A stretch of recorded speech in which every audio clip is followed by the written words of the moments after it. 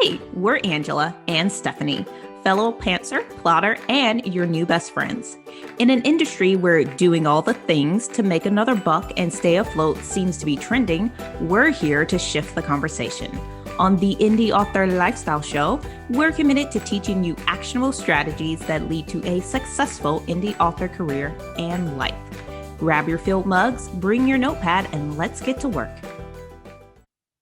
Hello, and welcome to the Indie Author Lifestyle Show. We are back today to talk a little bit about craft and also how to research your stories and get different ideas to help you carry forward with your story writing or plot twists or wherever you're kind of stuck and need more to get your creative juices flowing. So, before we dive in today, Stephanie, what is new in your world? Hello, hello, my people. So there's nothing new. I am still editing.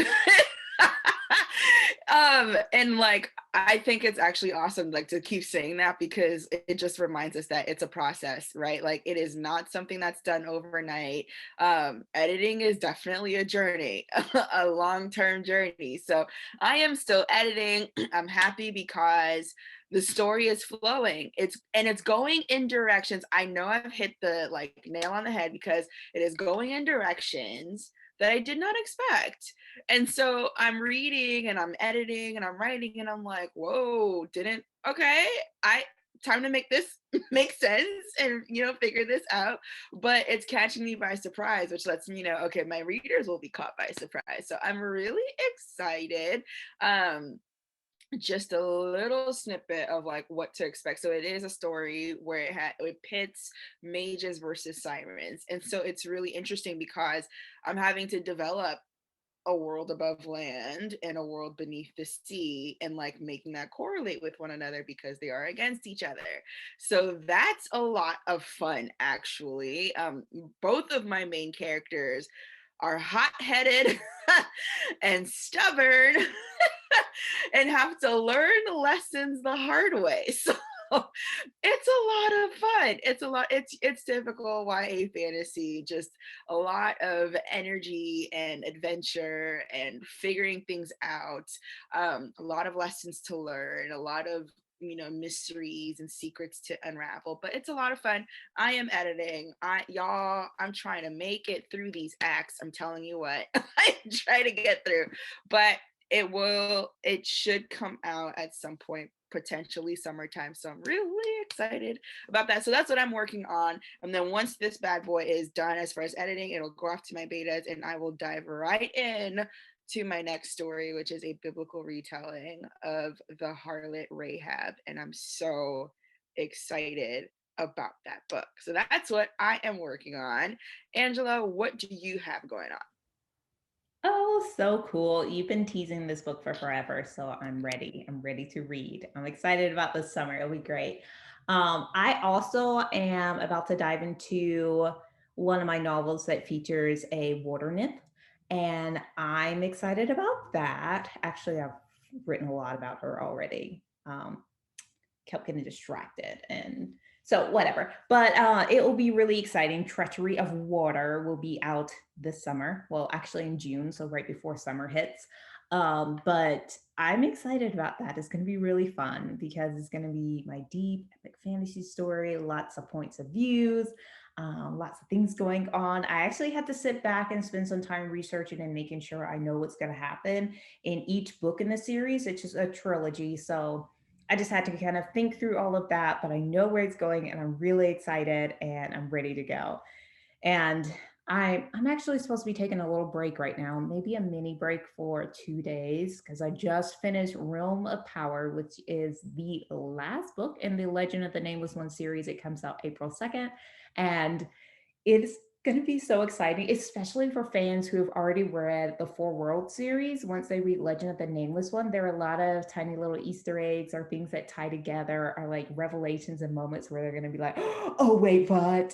This is happening. I remember reading that in this book over here, and it's happening here. And like, oh, so it's all the cool things. Anyway, I'm really excited. Writing is just this really cool event that all these crazy things get to happen. And so I am looking forward to digging in today's topic and talking a little bit about research and kind of how we get those creative ideas flowing and we keep them flowing so we can continue to write these awesome, epic books. Yeah, no, for sure. I am really excited to talk about research just because I realize that you really can't, especially as fantasy writers, right? Most of you listening to this, you're writing fantasy or, fiction, science fiction. And we can't write our books without doing some type of research. Like, I mean, we can be really creative, but let's just be real. Like, we have this creativity in our imaginations because we've been doing research without even realizing it, right? Like, watching a lot of film, reading a lot of books, scrolling through things online that really trigger a lot of our imagination and our creativity. And so, just to dive in, Angela, what would you say is the first thing that you tackle when researching for either a new book or a new series? You just mentioned that, you are diving into this new series with the Water Nymph. It'll be a trilogy, and you had to do some research, right? Just to make sure that you're going to be okay for this trilogy and it won't just go off the rails. And that makes sense. So, how do you start that process? Yeah, so one of the things that I like to start with first is always character, but I will have to back up and say for this series, even though I am kind of like very character driven, one of the things I wanted to do was create a world where humans aren't really the focal point.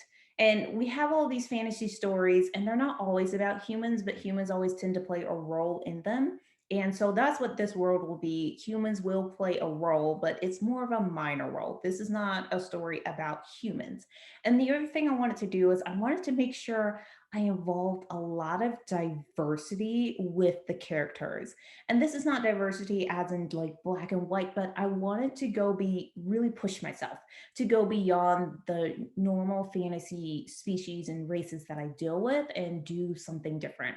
And so I have this water nymph. She's a powerful sea goddess. She has kind of like this blue green, almost teal skin. She looks extremely exotic.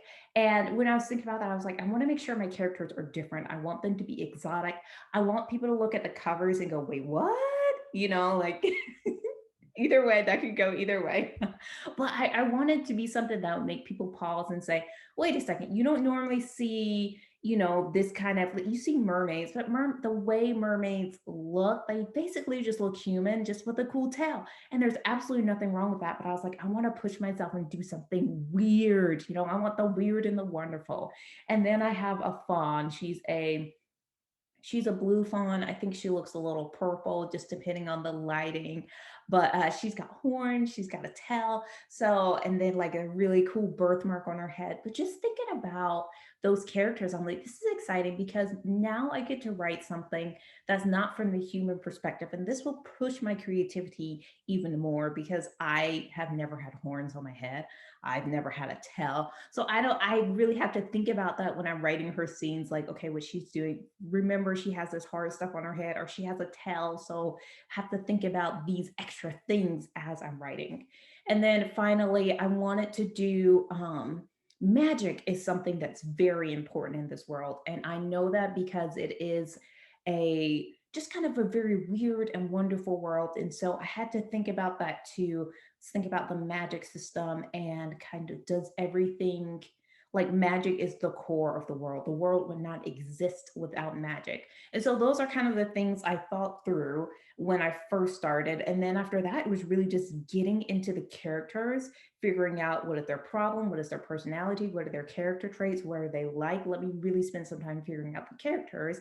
And then once I know my characters, let's figure out the plot that is going to move them from A to B to C to D to the end.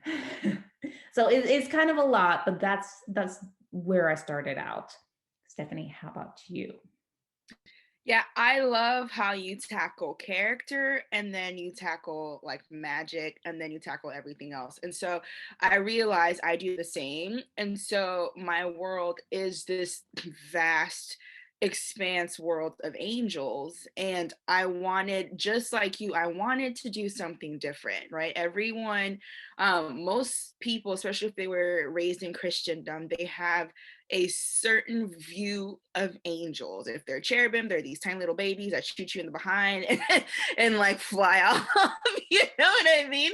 Or like, or like if they're thinking of like seraphim or whatever, the Bible talks about the wheel within the wheels and all these many eyes. And I was like, I'm not about to do that. Like, that's scary. So, so like, I was like, okay, how can I take angels and what people think they understand as like Nephilim and like the daughters of like the sons and daughters of like angels and humans and like all of these things and just flip them on their heads. And so I did start in that space where I didn't necessarily have like the main characters of the story in mind, but I had the supernatural being in mind. I was like, I am going to take this and I am going to stretch my imagination as far as possible, and I'm going to just do a whole bunch of things. And I knew I wanted to have like angelic mermaids and giants and just all these different, and even like different rankings and classes of angels and like how they're built up and all these different things. And so I know for me,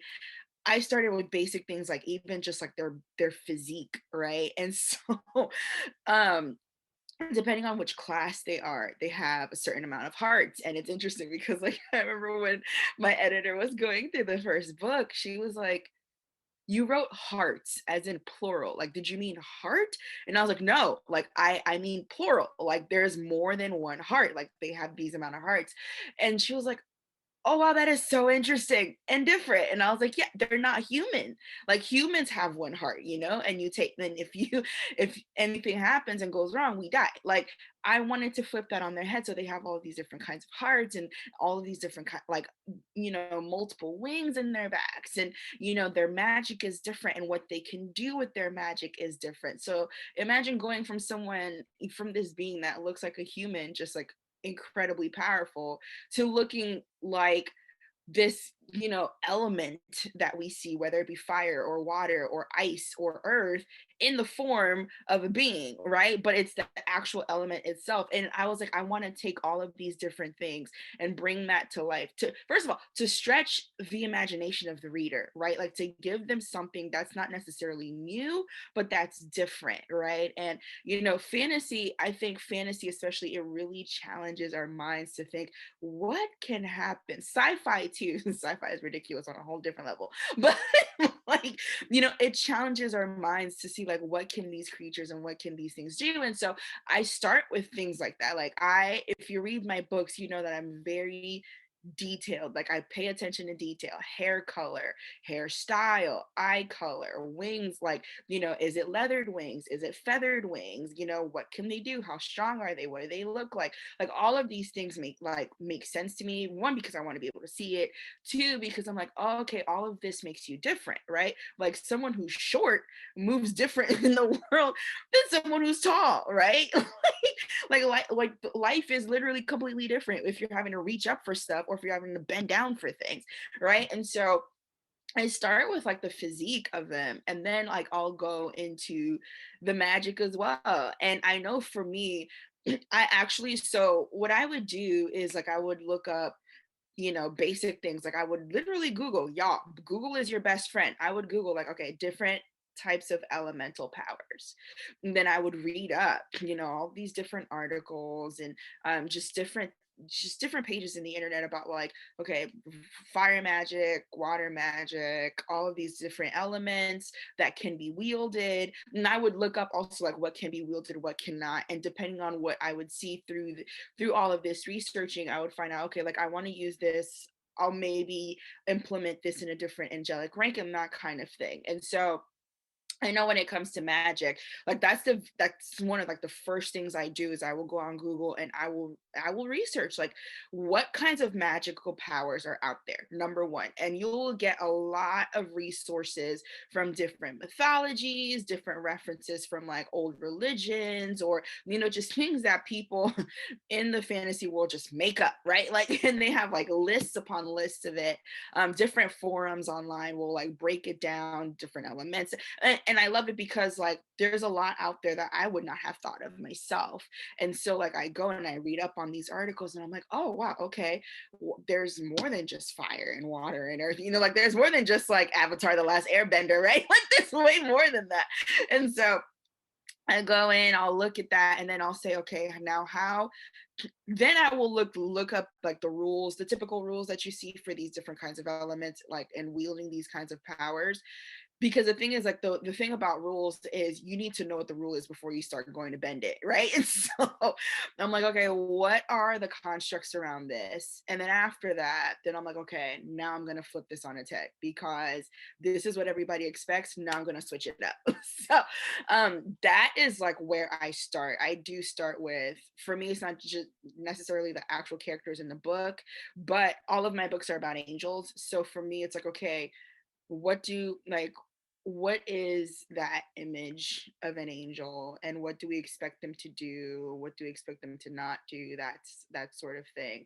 And then breaking, like honestly just taking that aspect and then just breaking it down into all these different elements to make up who they are, which will eventually make up the story. And so I know like that's how I go about it as far as like starting the researching process. But where are some places that you go? I mean, I know I just shared about like going to Google and like different forums and stuff, but like where are some different places that you go to actually like get some of this information, to help you stretch your creativity and like get your imagination going?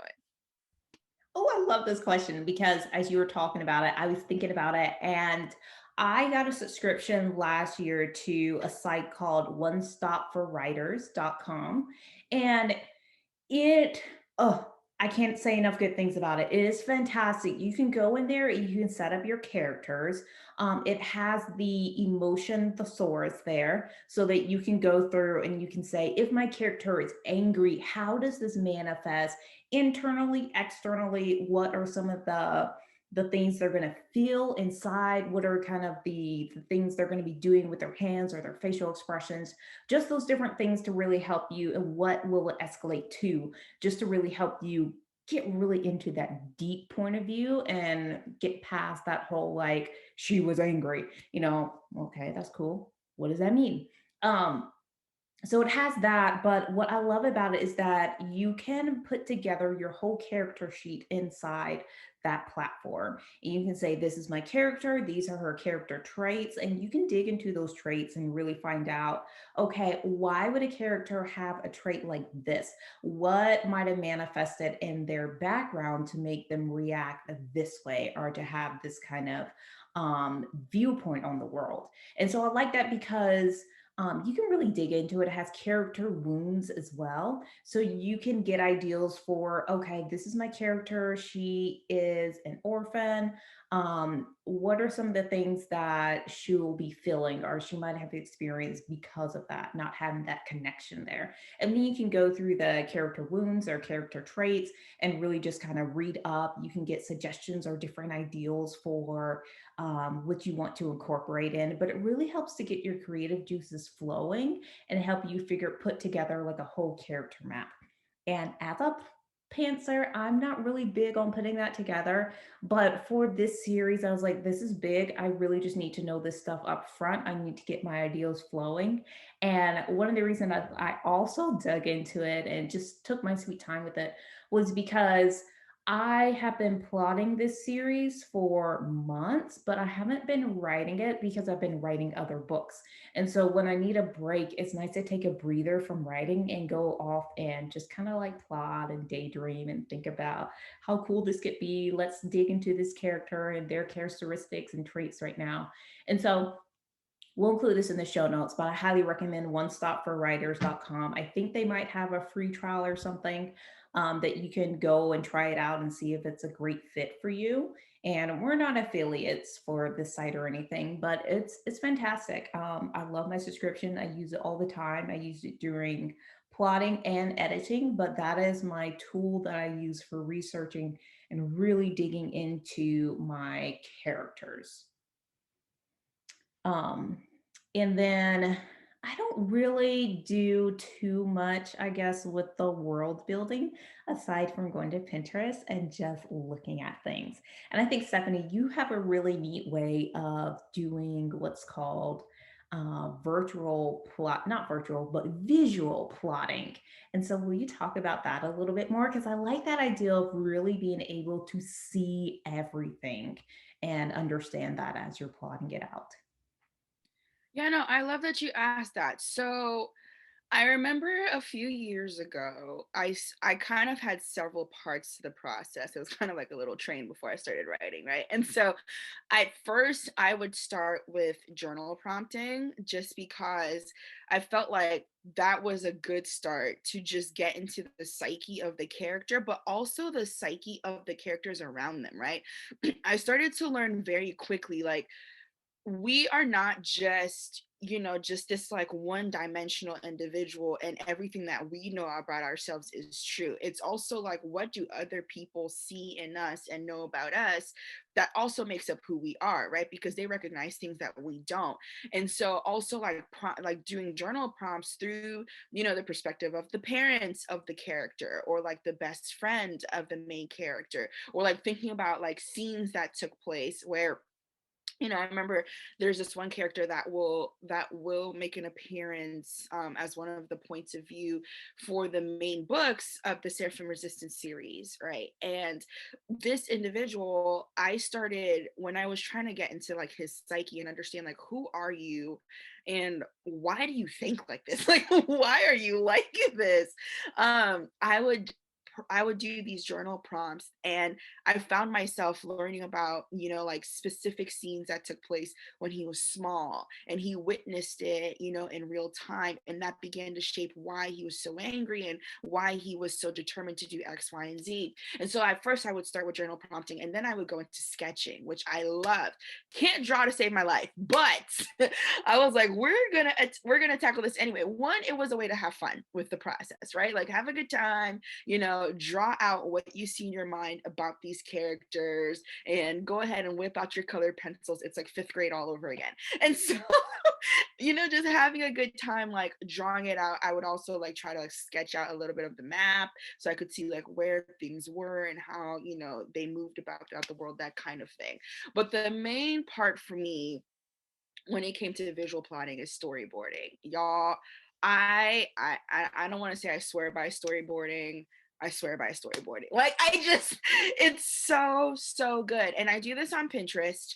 I have not yet found another platform where I can like gather all kinds of like visual imagery to really like you know paint out a book, right? And so I stick to Pinterest because it is a visual search engine. And so what I do is like, typically someone goes on Pinterest, they create a board, and they just drop a whole bunch of random stuff in there. And then, and then they go back and like they look through it, pick out what they really like, and they're like, okay, I can go based off of this. Well, for me, I'm very methodical about my boards. And so I would create a board for that particular story, or, the book, not necessarily the series, because what shows up in book one may be completely different by book three, right? So I go book by book.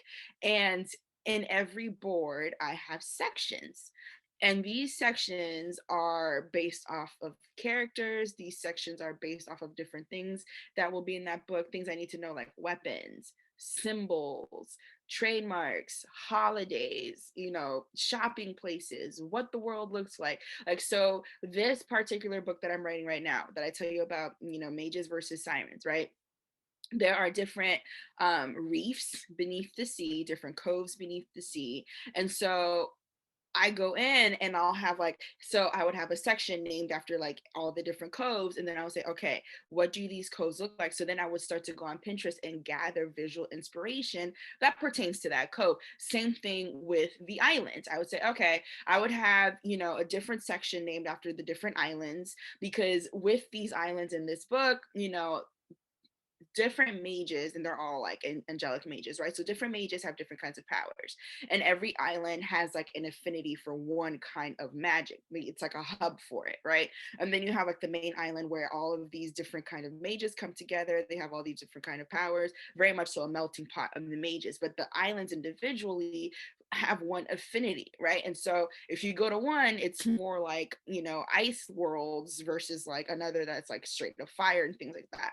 And so my sections in my board on Pinterest are named after these different places. And then I gather inspiration. That way, when I go in, if I'm stuck, right? Writers will hit you with the, oh, well, I have writer's block. But do you? Is it really writer's block? Or is it the fact that like your imagination has reached its limit and now you need to add more into your inspiration well so you can keep going, right? Like we just need to reframe how we see that. And so, if I ever like get a pause or I'm writing, I'm like, how do I what are words? How do I describe this thing? I can go into that Pinterest board specifically for that novel, go into the section that's pertaining to like the area that they're in. So let's say I'm writing about island A and I'm stuck about certain elements of island A, or I can't visualize it or I can't understand it. I go into that section of the Pinterest board and I just take some time to like soak in all of these images. And sometimes I will pin, quotes. Sometimes I will pin just different photos, whether that's about the like island itself or the kind of animals that live there or the forests or what does the seashore look like, or all of these different elements. And you go in and you kind of like soak that in.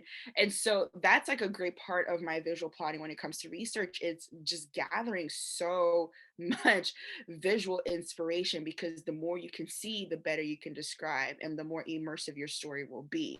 And so that's like one major way that I dive in. I love visual plotting. I don't start stories without visual plotting because I'm a visual learner myself, right? Like Stephanie, the individual, I'm a visual learner. So like I have to be able to see it to process it. And so that's a little bit about like knowing who you are as well as a writer. Some people don't need to visualize, they can dive right in and write. I need to visualize or else I will be stuck, because I'll be like, I have no idea how to explain what water looks like. Like, so like I have to go in and like gather this information. So yeah, that's how I go about that, like visual plotting and just bringing the world to life. And I would ask you, like, just bringing it back to the character side of things, because like I tend to focus a lot on the world, but it's like the world does not matter if these characters are not like alive, right? So like nobody cares about the world if they don't care about these characters. And so what are some of the things you look up and you like get into place when it comes to just bringing the characters alive? Like, how do you go about gathering information to make them real? Yeah, well, one of the things that I think is really important is making sure the character is likable and then relatable in some way. And so I think kind of starting that out, I like to try to think through different situations that the character is in that I can make them show them to be a likable person. I know there's one series I wrote where the reviews are like, this character is just, oh, he's awful. We don't like him, all that stuff. And I realize it's because in the first chapter, he does something that's just unlikable and it just makes him an unlikable character, and then he has to kind of make up for that through the rest of the series. You have to keep reading, then you're like, okay, now I like him. But it's just one of those things. And so now when I'm writing, I try to really think about what situations, even if this person has negative qualities, how can I show them in a positive light? How can I show them doing something or taking an action or caring for someone that, even though it might be someone that's close to them, but just doing something that makes readers want to root for them. And if I can start out a book by making a character root for them, then that really will kind of make the reader really root for them, be on their side. For an example, one of my books that's coming out recently, Effie's Quest. One of the ways that I really tried to make her a likable character from the get go is she's having a moment where it's her 18th birthday. She's 18 years old. She's about to embark on this quest and she's going to go off and find her birth mother. And so that's something that, she's 18 years old and she's just now getting around to doing that. And I think that's exciting. That makes people go, wow, I can't imagine what that might be like going to try to find your birth mother at that age. Or they could be like, oh, wow, this is something that kind of resonates with me. I wish I had known, or I had that ability to go off. So it's just something that really takes people back to the present and makes them think about their situation or how they could relate. Just something like that, putting in that situation is helpful. And then from there, I think the different situations that the character gets into and how they react to them can also help with just drilling them in and making them relatable. Um, One of the things that I used to struggle with was really giving a character agency outside of their ultimate goal. And so I think the thing that's helped me with that is also giving them smaller goals, or giving them friends or little side quests that they can go on to also help show them from different points of views, different angles, different situations, because I really think it is the situations that help you see what a character is made of. If you put them in a very negative situation where the stress is high, are they going to fly off the wheel? Or are they going to snap? Or are they going to reach deep inside of themselves and really find what they need in order to make things happen and to make them work out? And I also think that friendship, or in some cases romance, is also something that's very powerful to put into books.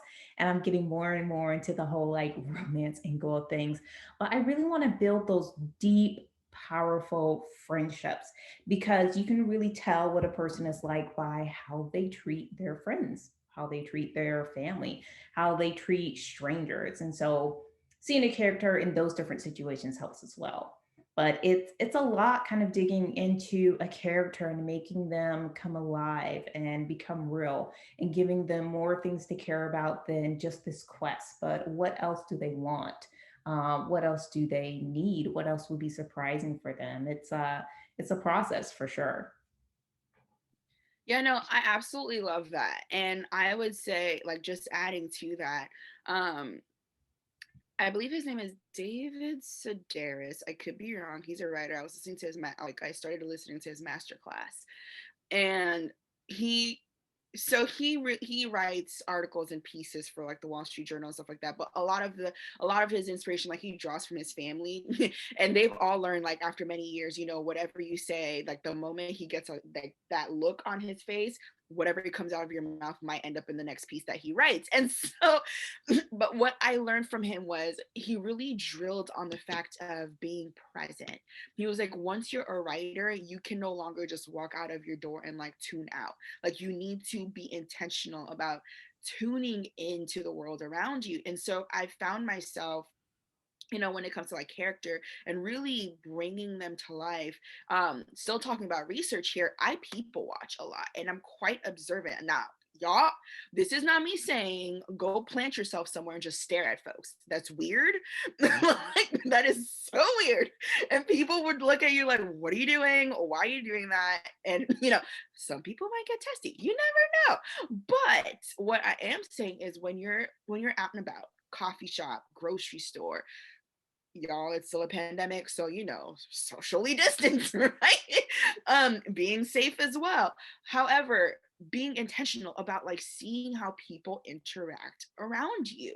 Now I catch myself like if I'm walking somewhere and there's a lot of people around and I'm like, oh, look at how this mom and dad talk to each other.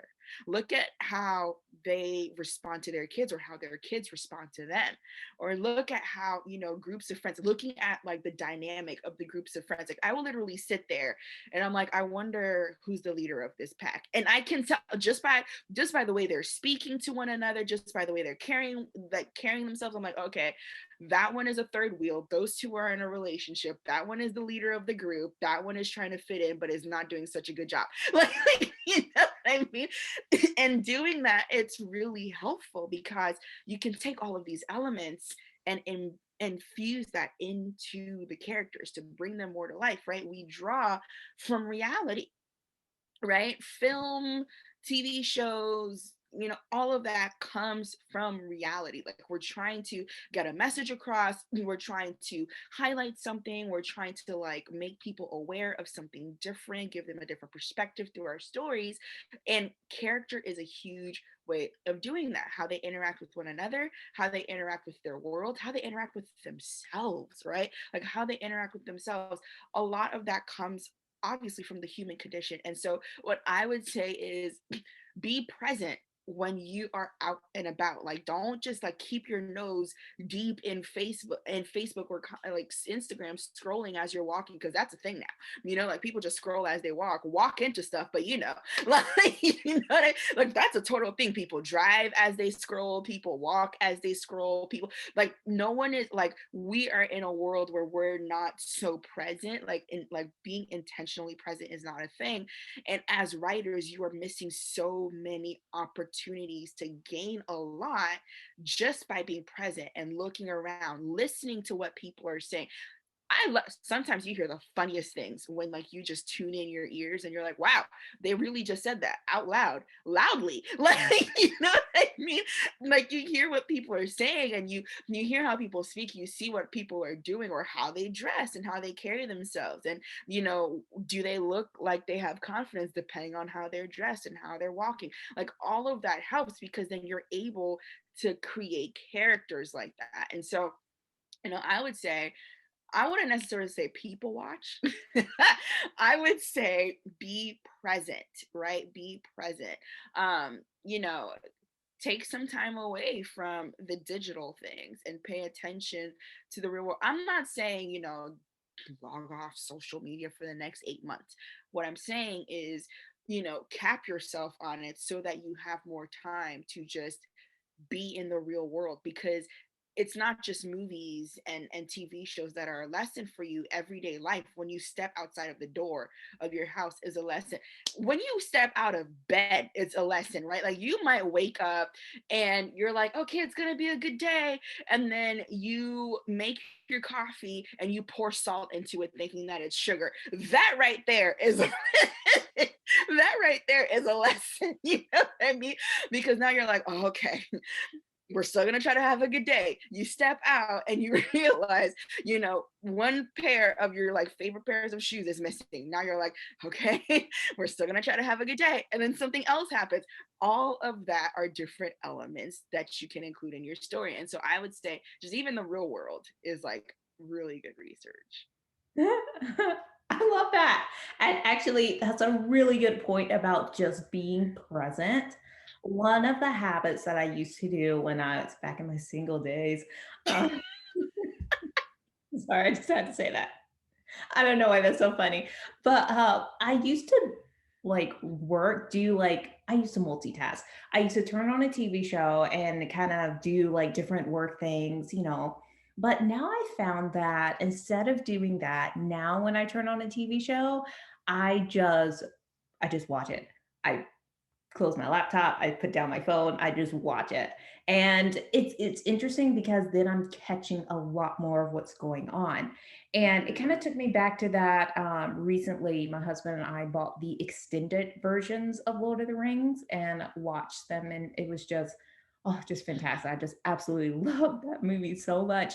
But it's funny because I know that movie so well. And I know what just like the little tiny movements people are about to make on their faces, are like kind of like the little blink of an eye, or just like looking over there, or like smirking when someone else is saying something.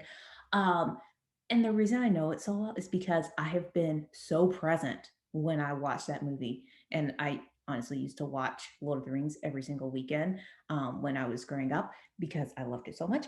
But it's just one of those things where I was like, like I know what's going to happen. I know exactly which scenes are extended because I've watched this so much. I mean, talk about an obsession right there. But it's just one of those things where like you just know, and you just get so many ideals because you're present. And so I think that watching shows and movies is also another way of doing research, because you can see the landscape, you can see the setting, you can see the costumes, Mhm. you can see the way people are behaving. And that's a great visual thing when you can't physically go out and do kind of some of the people watching, like even just turning on a show and watching it is fantastic, especially if it has amazing costuming, like Bridgerton. The costumes in that, I was just watching and I was just like, oh my gosh, this is incredible. Like I'm just here for the costumes right now. Oh my goodness. But those are different things that can help give you different ideals, especially if you're world building or Yeah. if you're trying to figure out what should my landscape look like, or I need some ideals for what this army looks like when they're riding on their horses and they're just going for it. So that can also help to really expand your creative well and help you refill. I would say the only time I do watch movies in the background or any shows in the background is usually when I'm working on something and I turn on National Geographic just to, so I can look up and I can see those beautiful landscapes. Oh my gosh, I love that. I'm all about that. But actually, National Geographic is great for research if you are doing. When I was working on a sea theme story, I tried to watch everything that was related to the ocean because I needed to get those ideas. And that was helpful for researching those stories. So keep that in your back pocket as you're going through your research. Can we talk about the fact that like I do the very same thing? So like because I am working on this story, right? Every I can't tell you, I have gone through almost every single Moving Planet episode on Netflix. I have watched every single Our Planet episode, whether it be on Netflix, whether it be everything from National Geographic on Disney Plus.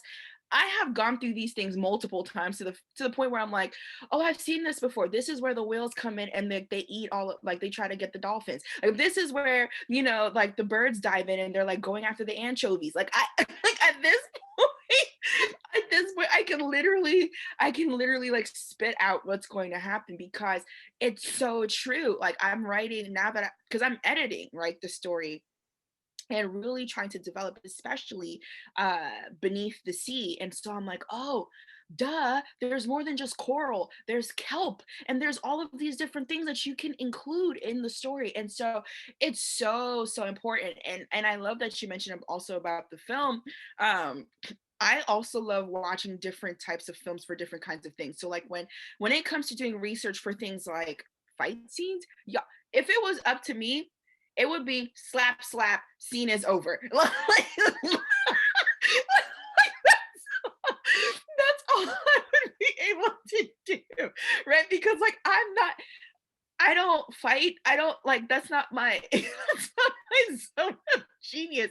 It would be like a tap on the forehead, like maybe like a little slap upside the chin, and that's it. So I have to watch films. I have to watch films with like really good fight scenes. So then I can go back in and I'm like, oh, okay, now we can do like something more here. And like that varies, right? If you're fighting with your fists, it is different. If you're fighting with a sword, it is different. If you're like fighting with a gun, it is different.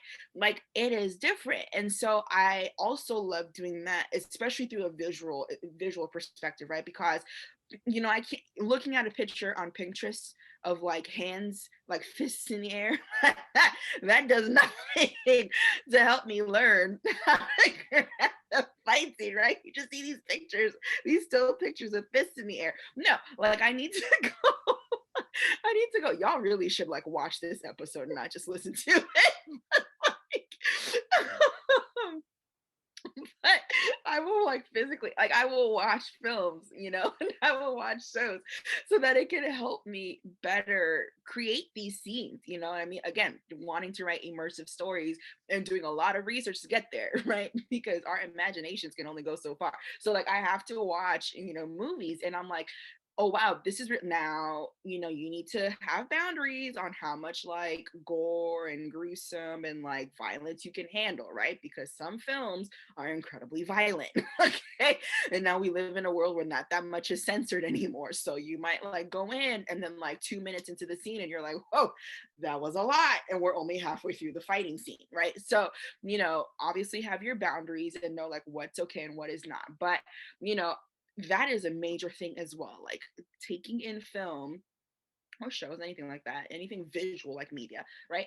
And so that you can learn how to do some things. That goes for any kind of thing. Kissing scenes. Listen, if you have never been kissed in your life, all right, or like you don't know what that's like, or like every time you kiss someone, you're like, wow, they suck. I don't know how to do this. Like you, you might, it might behoove you. It might behoove you to watch films where they look like they're actually enjoying the experience.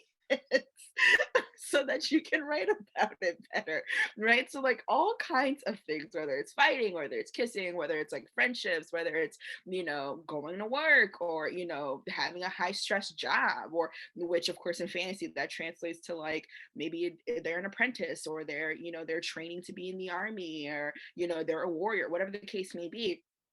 Watching film and getting all of these visual elements to really shape out the story. So these are just some of my best tips for researching. I don't know, Angela, if you want to like leave us with like any final thoughts for researching. I know like those are just some of my best strategies.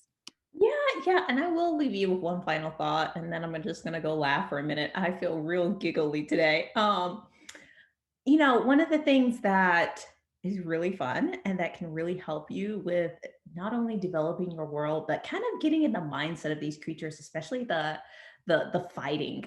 One thing that I love doing is playing video games, and that is helpful. I watch my husband play video games too, and that's also helpful because he likes different games. I just pretty much like playing World of Warcraft. That's it.